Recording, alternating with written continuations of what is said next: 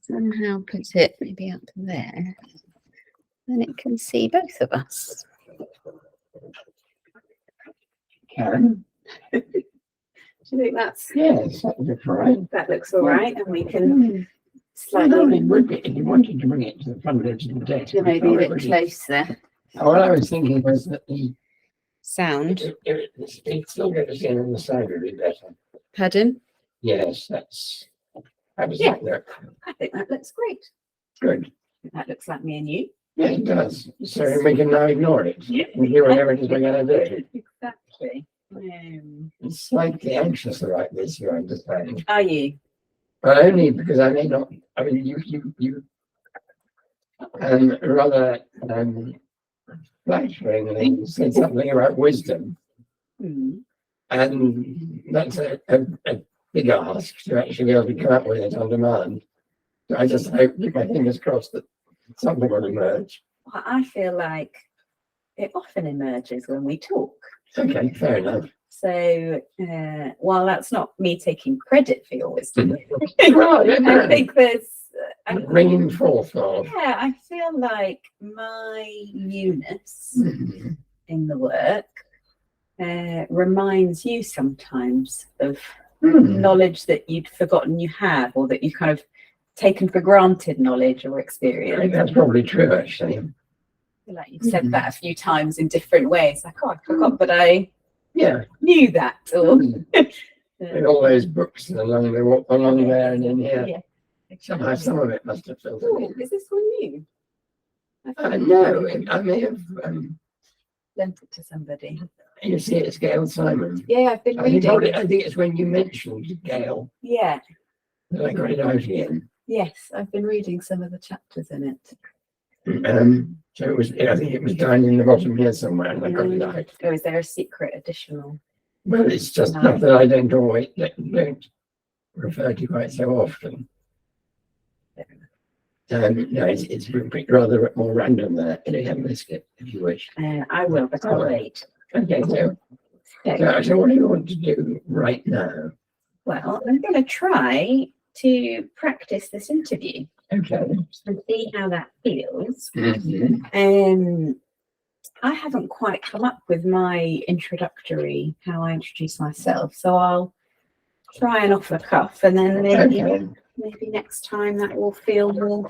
Well, maybe I should say why are you going to ask me all these questions?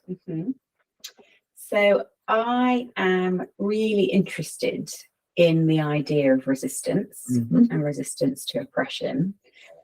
And I think that links partly to my own family stories and community history as a Jewish woman.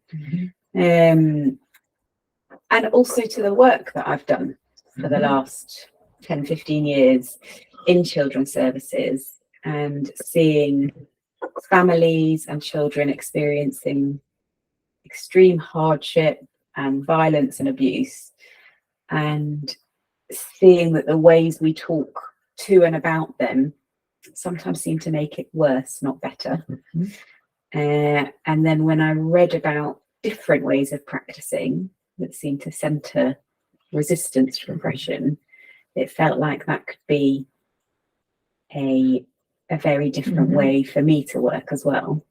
But I haven't always felt able to, even though I think it's a great idea, translating that to practice has been a challenge, which is why I want to speak to some experienced therapists like yourself who share those values, but might have some ideas about how that translates into practice. So how did you choose the people you wanted to interview? I chose people who have published on this topic, and when I've read accounts of their practice, I felt moved. And I felt that there was something about dignity that really came through in the way they were working with families. How I chose. And I chose because we've been having these conversations and I've learned a lot in them. And they've made me think about my own practice and my own values. And have I talked about resistance? Yes. Good. Okay. And it would be great if you could tell me a bit about yourself and how and when the concept of resistance first came into your life.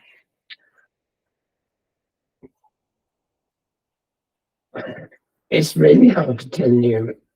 I'm 76, so there's an awful lot of years of living in which resistance could have played a part. I think in its negative way, the fact that I was sent away to boarding school at an early age, 7, and couldn't resist, had no choice in the matter, was actually sent before boarding school to board with the family and head teacher of the day school that my parents had sent me to. And I remember it being very odd and very strange, and coming out of the headmaster's accommodation into the playground, where one of them were being bullied by the other kids who must have thought that I'd got some special privilege. So I was in a state of terror. And I think probably was in a state of terror from there on. And I think when I went to boarding school, it was in the 1950s, boys' boarding schools. Bullying was everywhere. It was the norm. The boys and the masters were all oppressed. They thought that was the way that you managed relationships, was to push people around. With or without the threat of the cane or the violence of the rugby field. And I suppose the concept of actually resisting it came many, many years later. It came after I'd left school and was in when I joined the BBC as a trainee studio manager, it was 1968 I joined the BBC, I think it was. The end of the 60s, beginning of the 70s was the time in the public and news domain of all sorts of resistance movements. South America, revolutionary movements, radical priests. There were the riots in the Sorbonne in France, student riots.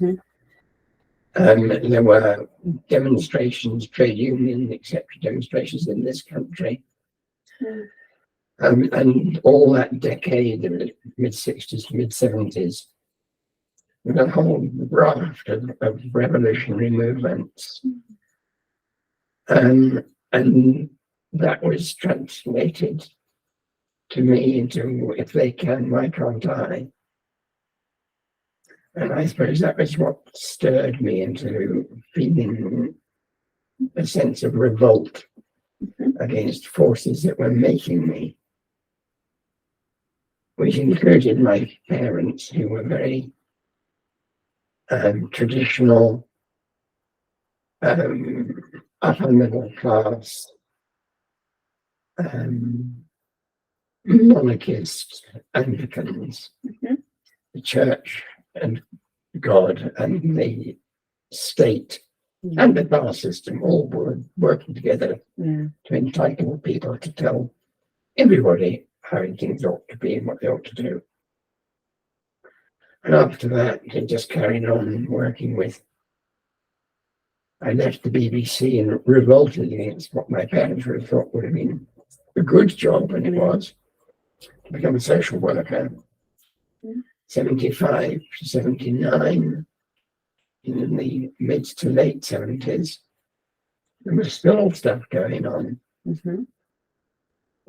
Tolerance and balancing, seeing if you're glad to be gay. Suddenly, people were allowed to be gay, they were allowed to be left wing, but there was the National Front marching. And I remember marching against the National Front to Victoria Park with 100,000 other people. And I suppose within that, there were voices that did come from my parents, despite their conservatism. because they talked about the bravery of people resisting the Nazis in Germany. Mhm. And the awful things that were done in the Holocaust. Mhm. But that was all out there and not in this country. They were anti-Oswald Mosley and the black shirts too. Mhm. But there wasn't exactly an idea of resistance. And my mother was always slightly quizzical about the rules. She was uphold the rules, but there was a bit of it that always questioned them. I didn't know until she was 80. My father had died. We were taking some furniture out of storage to be sold. She let on that she had been sexually abused for a number of years by a close member of her friends of her family, people that her parents looked up to, and the man abused her when they came over to visit every Sunday. And I think some of her sense of resistance came from that. And I said, "Did you tell anybody?" She said, "No, I couldn't." They were close friends. I just had to put up with it. And I think forever after, there was a sense of resistance against authority. Even when